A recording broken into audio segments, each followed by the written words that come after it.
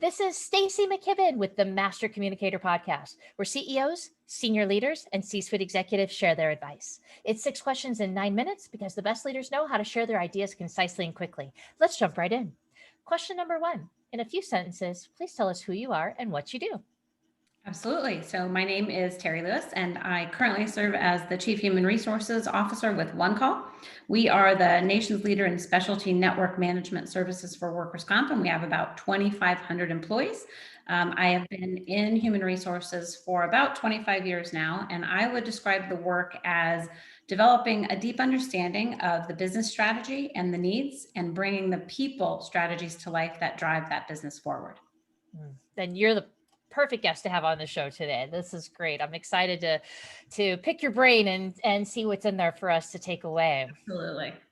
So, from your perspective, what do you think is the best thing about leading people through change? And I'm imagining that you might have experienced a bit of it this year with the pandemic, as a lot of us have. So, as you reflect, what do you think is the best thing about leading people through change? So I would say that change by its nature leaves most people feeling a bit confused, vulnerable maybe, and even fractured at a time when they really need resilience and cohesion and collaboration to perform at a high level. A leader who can master the ability to lead others through that change helps them to see their own potential and rise to a challenge that they didn't think they could meet. They might have thought it was difficult, if not even impossible, right? And for me, I've found it to be amazingly rewarding as a leader to have those efforts rewarded by seeing others elevate and perform with the guidance that I'm providing as an anchor. That's amazing. I mean, again, this whole idea of, again, I think we naturally kind of resist change, right, as human beings.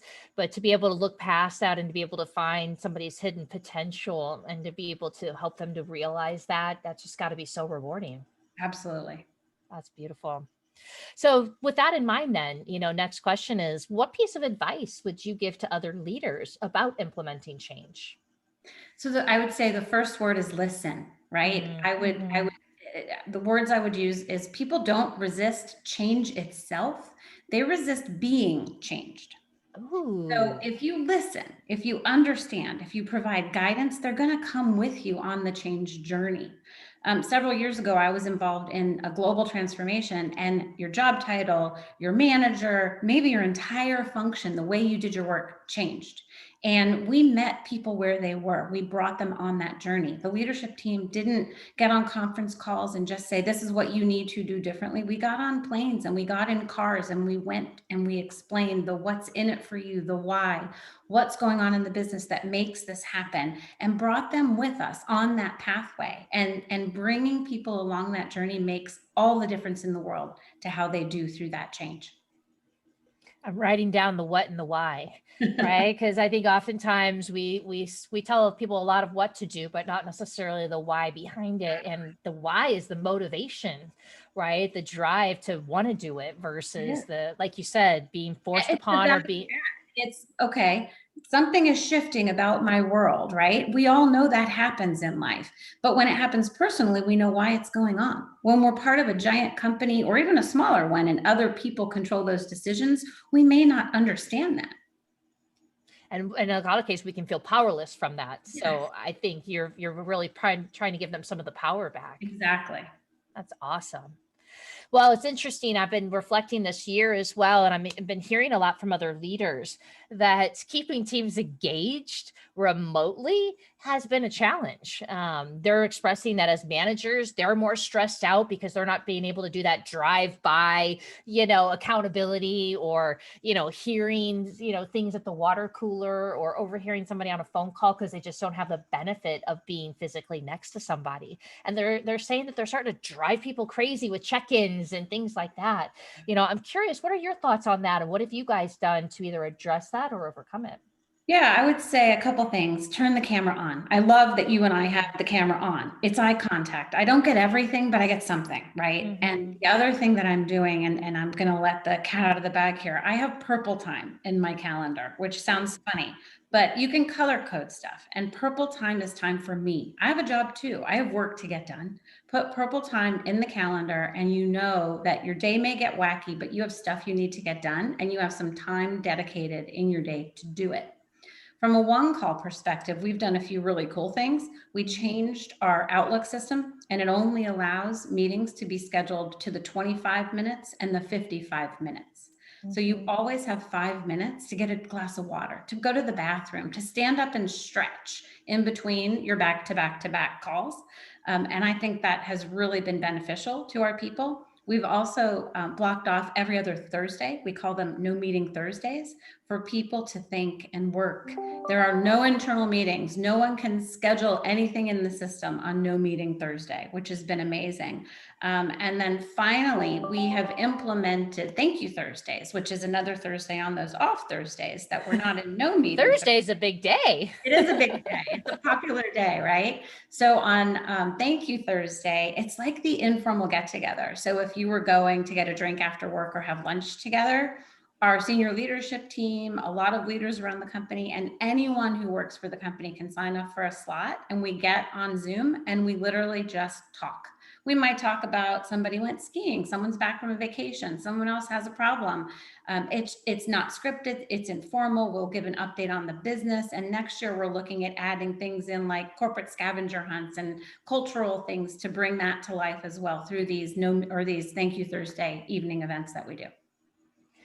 So you're saying we can work and have fun too? We Is that what I'm can. hearing? Yeah. Yes, we Is can. possible that we can like coexist? It doesn't have to be all work and no play. It is absolutely possible. That sounds extremely rewarding. I appreciate that. And I'd imagine that you're really, kind of bringing people a bit more in, and they're disclosing some of their challenges and kind of, sharing with you in ways that they wouldn't maybe Well, and I have think before. one of the silver linings of this work environment that we're in today has been a little bit of the personalization of Mhm. people. I Mhm. think because you're seeing my house behind me, like I'm a I person know. to Yeah. you, right? And when you show up at work, you get to put that mask on when you enter Mhm. the door. It's really hard to put the mask on when you're sitting in your living room or your bedroom or the office Mhm. in your house. Mhm. And it really has, in some ways, broken down barriers that have been helpful. That's amazing. Well, that leads me good right into the next question, which is, what daily practice do you think is most important as a leader? I think it's personal. Like you have to find that balance that works for you. The thing that has helped me the most is I like to start every day a minimum of 30 minutes before I have anything scheduled. And I sit and I look at my calendar. I'm probably going to look at the headlines, what happened overnight, what's going on in the news, but what's on my calendar? What are my priorities for the day? And I ground myself in the work that has to get done. I also keep kind of a rotating list of people that I do want to make sure to do an informal check-in. So when I have a few minutes between meetings, I might ping them on instant messenger, but it allows me to clearly focus my mind on what the absolute must-dos are for that day and see through the noise that comes up during the day, because it gives me that anchor to keep to my day. Because work and personal and my kid coming in from school because he's doing distance learning and this is going on, it can all create noise and distractions. But by having those 30 minutes or so to myself every morning before my day really gets going, it gives me that grounding. I feel like a namaste is a good Yeah, response to I that do yoga answer. as well. Not at 7 in the morning.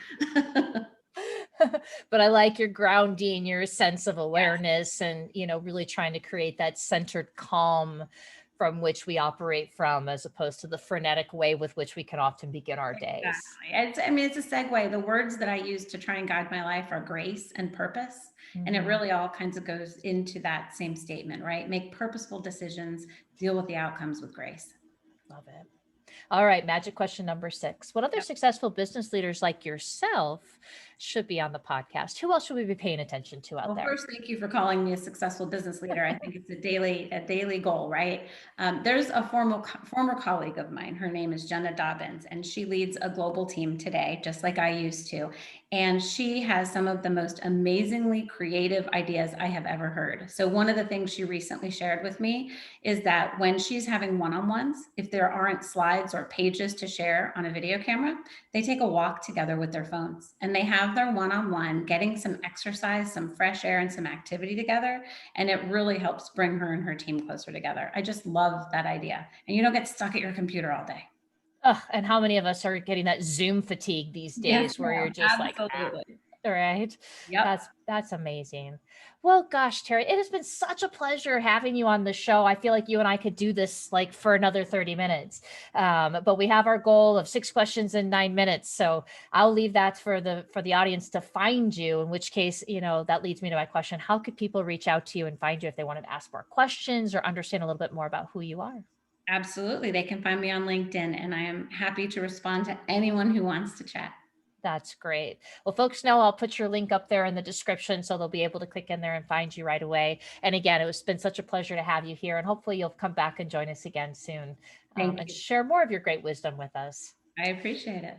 But until then, this is Stacy McKibben with the Master Communicator Podcast. For more ideas and insights, please do go check us out at www.concilioteam.com. And we look forward to seeing you again next time.